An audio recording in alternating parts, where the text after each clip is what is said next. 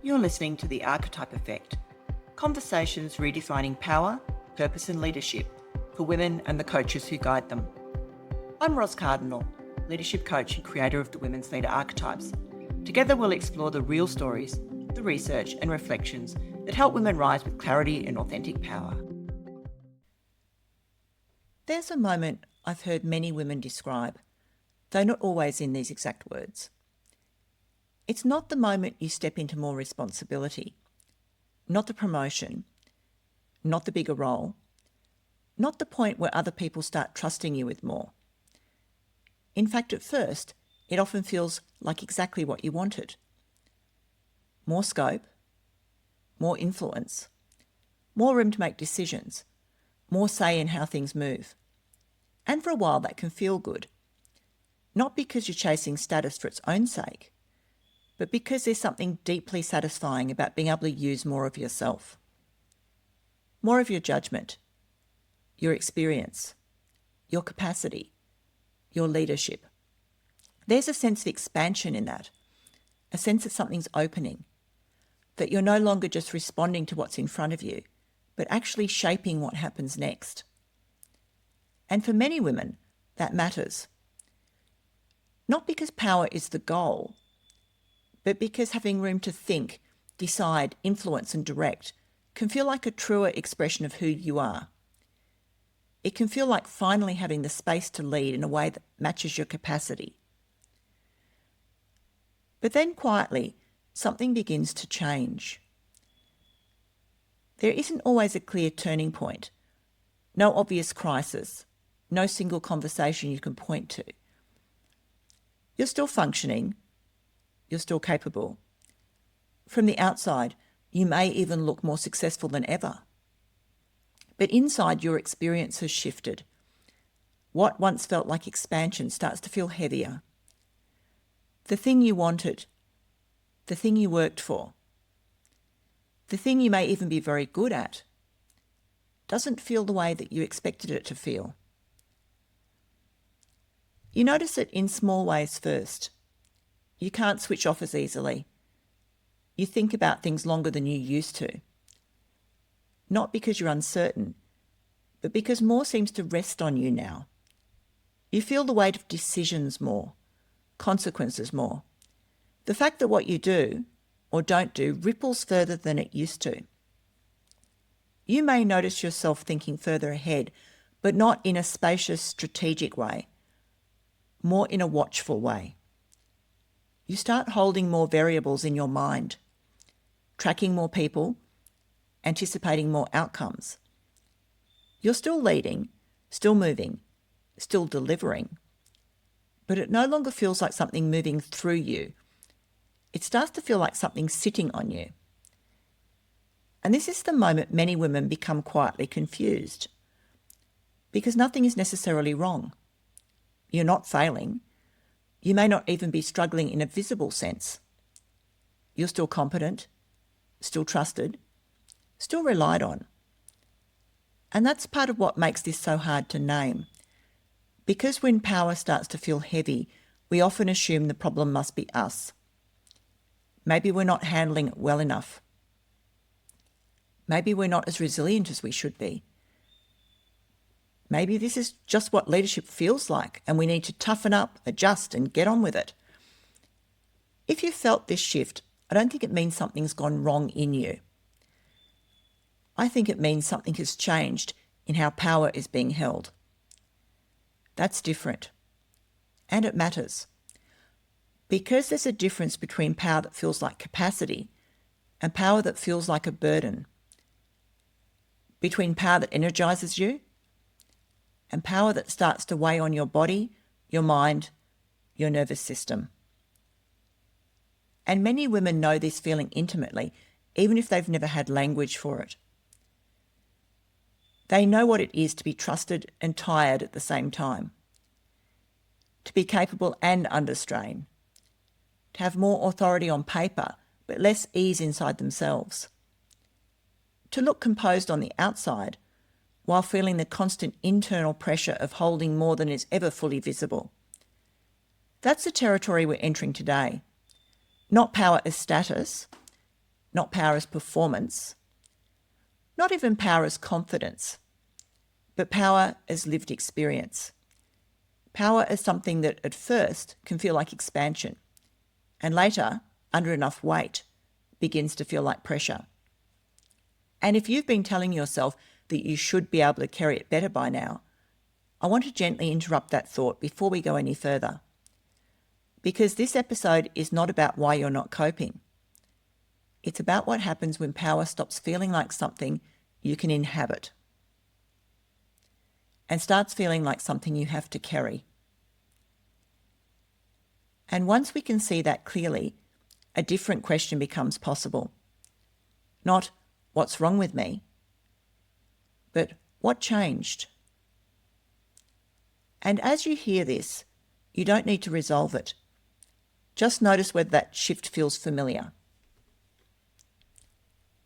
Before we go any further, I want to pause with something that often gets missed in conversations about leadership and power.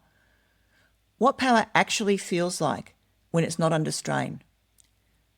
Not in theory and not in leadership language, but in your body, in your thinking, in how you move through a day.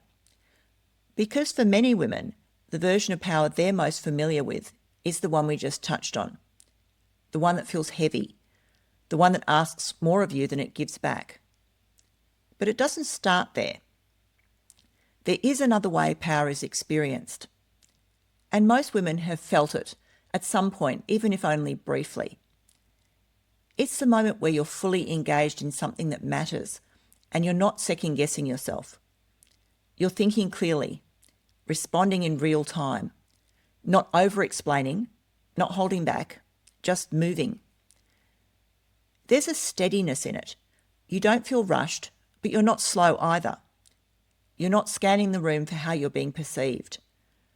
You're not trying to manage the outcome before it happens. You're simply present in what you're doing. And that presence has a kind of quiet authority to it. You trust your timing.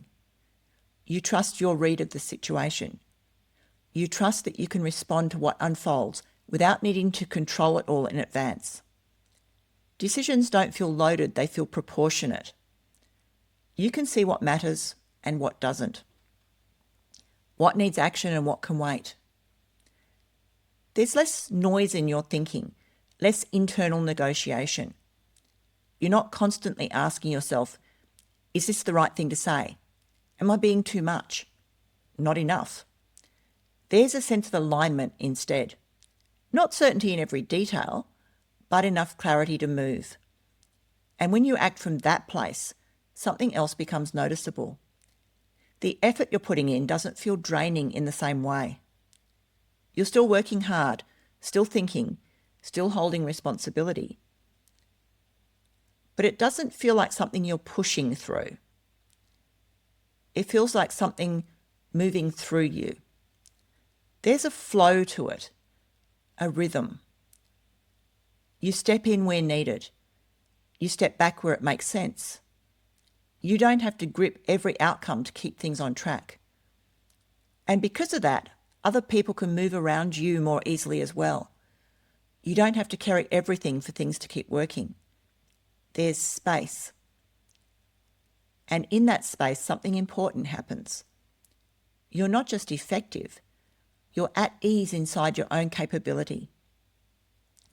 Most people don't try to create this state. They notice it when they're already in it. And that matters because it means it hasn't disappeared. That's what power feels like when it's experienced as capacity. Not something you have to prove or defend, but something you can inhabit. And for many women, this is not unfamiliar. They've had moments like this in conversations, in decisions, in leadership situations where everything just fits, where they're not trying to be powerful, they just are. But those moments don't always last, not because something's missing in you, but because the conditions around you begin to change. And when they do, the way power feels begins to change with them. The shift from capacity into pressure doesn't usually happen because something breaks. It happens because something builds. And at first, what builds doesn't feel like a problem. It feels like trust. You're given more to hold, more decisions to make, more visibility into what's happening. People come to you more often. They check things with you. They rely on your judgment. And in the beginning, that can feel like a natural extension of your capability. You see what needs to be done. You step in where it makes sense. You take responsibility for the things that matter. None of that feels heavy. It feels aligned. But responsibility has a way of accumulating quietly. Not because someone formally hands it over, but because when you're capable, the edges start to blur. A decision sits for too long, so you move it forward. Something isn't quite right, so you adjust it. A conversation needs to happen, so you initiate it. And none of this feels like overreach. It feels like care. It feels like leadership. So you keep doing it. You hold a little more. You think a little further ahead. You stay a little more aware of what's happening around you. And again, this doesn't feel wrong. It feels responsible. But something subtle is changing. Responsibility is no longer something you step into. It's something that begins to sit with you. You start to notice that things don't move unless you move them. Decisions don't always resolve unless you stay close to them. Outcomes seem to carry your name even when others are involved. And still you adapt because you can. You don't need to work out exactly when this changed. It's enough to notice that it has. You think, it's quicker if I just handle this. It's easier if I stay on top of it. It's better if I make sure this lands properly. And in many ways, you're right. Things do move. Standards hold. Outcomes land. From the outside, it can look like everything's working really well. But internally, the experience is starting to shift. Because as responsibility accumulates, something else follows it. Expectation. Not always spoken, often implied. You become the person people look to. The one who'll notice. The one who'll respond. The one who will carry things through. And because you've done it before, it's assumed you will again. You're not just capable, you're now expected. An expectation changes the feel of responsibility. It's no longer, I can do this. It becomes, I need to make sure this happens. And that's a different kind of weight. It's not necessarily overwhelming, but it's present, it's consistent. And over time, visibility increases as well. More people are watching you. More people are interpreting. More people are forming views about your decisions, your timing, your judgment. And that doesn't always feel threatening, but it does change how you hold things. You become more aware of impact, of consequence, more aware that what you do carries further than it used to. So your thinking adjusts. You look further ahead. You consider more variables.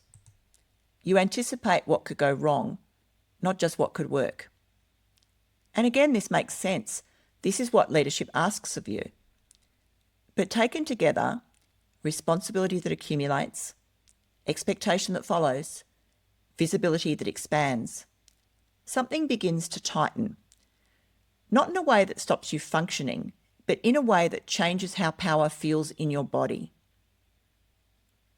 You're still capable, still clear, still able to lead, but the same capacity now carries more weight than it used to.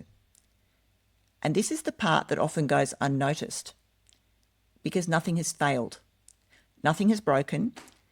There hasn't been a moment where you crossed a clear line from fine to not fine. There's just been a gradual shift from choosing what you hold to holding what's expected, from stepping into responsibility to carrying it, from power as something you can move with to something that increasingly sits on you. And once that shift happens, even subtly, the experience of power begins to change. Not because you've lost it, but because you're now holding more of it in a different way. When power starts to feel heavy, it's very easy to look for a single reason. A role that's too big, a team that's not quite working, a moment that tipped things over. But more often than not, it isn't one thing. It's a combination of things sitting in the same place. And when they sit together, they create a kind of pressure that's hard to separate out. Because you're not just holding one layer, you're holding several at the same time. The first is responsibility, not in the sense of having things to do, but in the sense that the outcome sits with you. Even when others are involved, even when the work is shared, there's a layer where you know this ultimately lands here. You're the one who will be asked, the one who will need to explain, the one who will carry the consequence if it doesn't go the way that it needs to. And that changes how you hold the work. It becomes less about completing tasks and more about making sure nothing slips. The second layer is visibility. Not just being seen, but being read, interpreted, formed into an impression. Your decisions, your timing, your tone, your presence, all of it carries meaning now in a way it may not have before. And again, this isn't necessarily uncomfortable, but it does change the experience. Because you're no longer just acting, you're acting in a field where your actions are being noticed and understood in different ways by different people. So part of your attention shifts, not away from the work, but alongside it. The third layer is expectation. Some of it is external, what others assume you'll handle, what they defer to you for, what they rely on you to hold. And some of it's internal, what you expect of yourself, the standards that you hold, the level you want things to land at, the sense that if you can see what needs to happen, you should be able to carry it through. None of these on their own are a problem. Responsibility, visibility, expectation, these are part of leadership. They're part of influence. They're part of being someone who has the capacity to shape what happens. But when they converge, and when they're not shared, they begin to settle. Not because you're doing something wrong, but because you're holding multiple layers at once. And for many women, this doesn't sit in isolation. The responsibility you're holding in your role often sits alongside other kinds of responsibility that are less visible, but just as constant. Holding the needs of a family, managing household logistics, staying across what's happening for children, for partners, for parents. Not always in a way that feels heavy moment to moment, but in a way that keeps part of your attention engaged. So the load you're carrying isn't just professional, it's cumulative. And when all of this sits together, responsibility that lands with you, visibility that stays with you, expectation that follows you, and the wider context of everything else you're holding beyond your role, something begins to make sense. Why your thinking feels more active than it used to. Why switching off isn't as simple. Why decisions seem to carry more weight than they used to. Not because you've lost capacity, but because you're holding more within it. And when that's not named, it's very easy to turn that experience inward, to assume you should be handling it more easily, more smoothly, with less effort. But when you separate it out like this, it becomes clearer. This isn't just one thing, it's layers. And when layers build without somewhere to go, they don't disappear, they compress. And that compression is what begins to feel like pressure. And just seeing these as separate layers can actually ease some of that pressure. Because what feels like one heavy thing often isn't.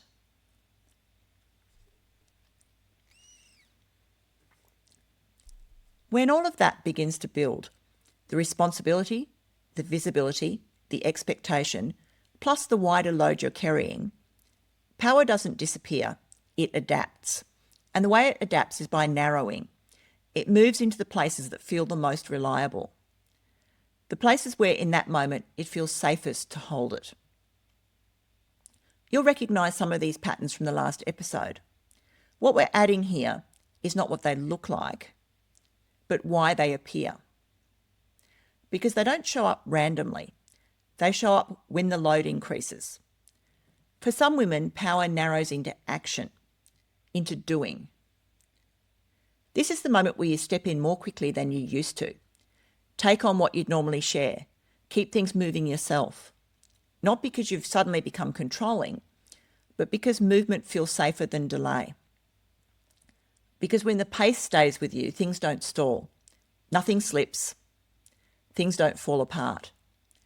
For others, power narrows in a different direction.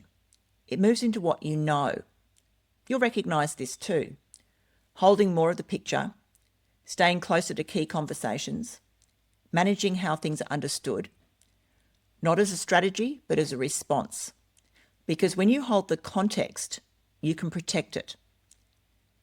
You can make sure it isn't misread or reshaped or taken out of your hands. And that creates a different kind of safety. Not in the pace of the work, but in the meaning of it. From the outside, both of these can look similar.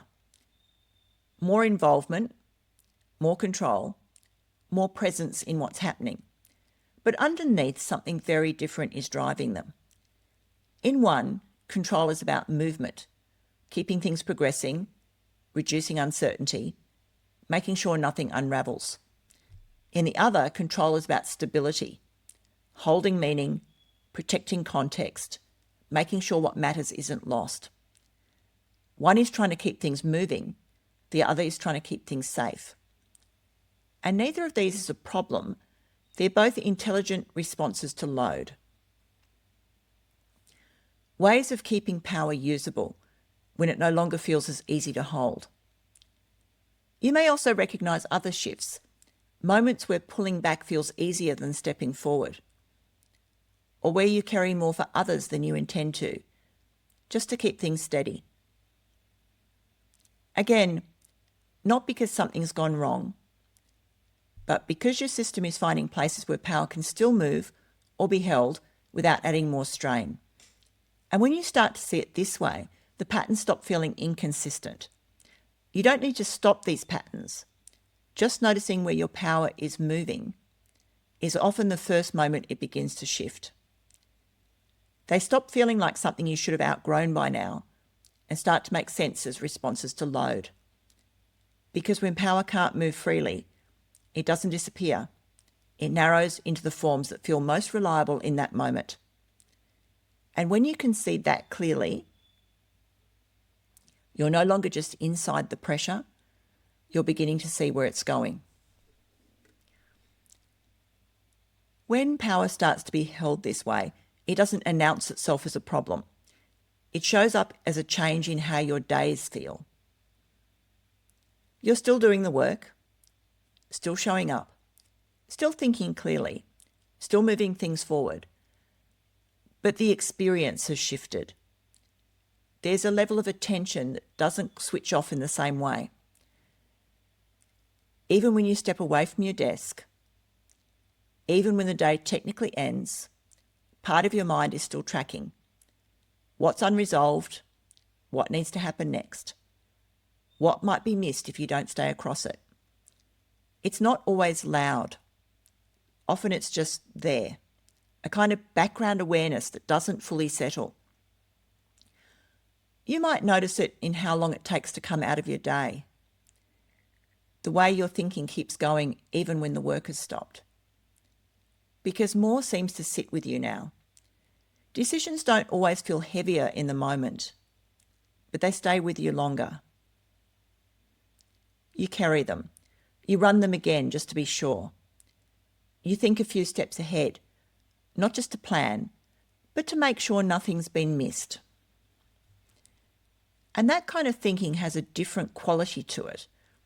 It's not spacious, it's contained. You're holding more variables at once, more people, more dependencies, more possible outcomes. And even when everything is going well, that level of holding doesn't fully release. You might notice that your tolerance for things slowing down changes. A delay that once wouldn't have mattered now catches your attention. A gap that once would have resolved itself now feels like something you need to step into. Not because you don't trust the people around you, but because you can see what might happen if it doesn't move. So you stay closer to things. You keep a hand on them. Sometimes a light touch, sometimes more firmly.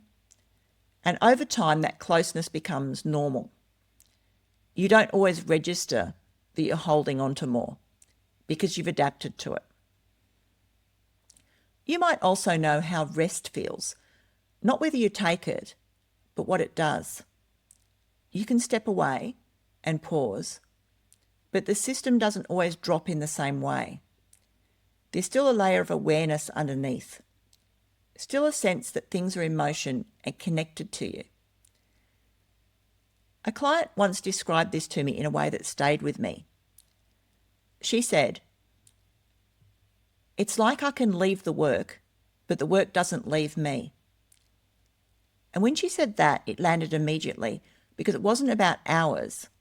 It wasn't about how much she had to do. It was about what she was still holding, even when she wasn't actively doing anything. And if that feels familiar, nothing needs to change today. Just noticing that you're still holding it is enough. That's the part that's often hard to name up. From the outside, everything can look fine. You're still functioning, still meeting what's expected, but the experience of doing that has changed. There's less space inside it, less room to move without thinking, less ease, less flow. And over time, that starts to register as a quiet sense that this feels different to how it used to. That something that once felt natural now takes more effort to sustain. Not effort in the sense of working harder necessarily, but effort in the sense of holding more, carrying more, staying with more. And because this builds gradually, it's easy to miss what is actually happening. To assume this is just what your role requires now, that this is what leadership feels like at this level, that this is the cost of being capable and trusted and relied on. But when you step back and look at it, what you're experiencing isn't just the work. It's the weight of holding the work. And that's a different thing. If you pause here for a moment and take in everything we've just walked through, there's something important to notice. Nothing's actually gone wrong. You haven't lost capability. You haven't become ineffective. You haven't somehow reached a point where you should be handling this better than you are. What's changed is how much is now sitting with you. Not in a single moment, but over time. Responsibility that accumulated, expectation that followed, visibility that expanded, layer by layer without anything being taken away. And at the same time, the way that load is being held hasn't necessarily changed with it. So what you're experiencing isn't a failure to manage power. It's what happens when power builds without somewhere for it to go. When more and more sits with you and less of it is able to move. Because power in its clean form isn't something you carry alone. It moves. It moves through decisions, through conversations, through shared responsibility. It distributes. But when that distribution narrows, whether because of the role, the environment, the expectations, or even the way things have evolved around you, power starts to behave differently. It stops moving as freely. And when it stops moving, it doesn't disappear, it settles. It concentrates, it stays with you, and that's when it begins to feel like weight. Not because you're doing something wrong, but because you're now holding more of it than was ever designed to sit in one place. This is why it can feel so confusing, because from the outside, it looks like success. You're trusted, relied on, looked to. More sits with you because you can hold it. And that's true. You can. But capability and sustainability are not the same thing. Being able to hold something and having it sit with you continuously are two very different experiences. And over time, that difference starts to show up. Not as failure, but as pressure. A sense that something that once moved more easily now requires more effort to sustain. And if that isn't named, it's very easy to turn it inward, to assume the answer is to manage yourself better, to be more efficient, more resilient, more on top of things. But none of those actually change the underlying dynamic, because the issue isn't your capability, it's that too much of the system is now sitting with you. And once you can see that clearly, something begins to change. Not immediately in what you do, but in how you understand what you're experiencing. Instead of asking, why does this feel harder than it should? A different question becomes available. Where is all of this sitting? And does it all need to be here? That question doesn't force change, but it does do something more useful. It starts to separate you from the weight you've been carrying as if it were entirely yours. And that separation is where things begin to move again. And as you sit with this, there's no immediate need to change anything. Nothing to correct. Nothing to resolve straight away. Because often the first shift isn't in what you do, it's in what you can start to see.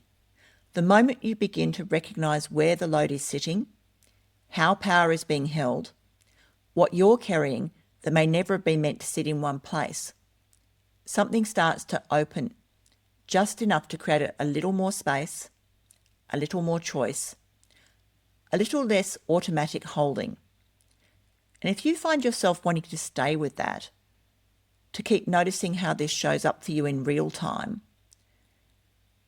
and if you want something to sit with as you notice, I've pulled together a small set of resources you can use alongside this. Not as something to work through and not to fix anything, but as a way of continuing to see more clearly.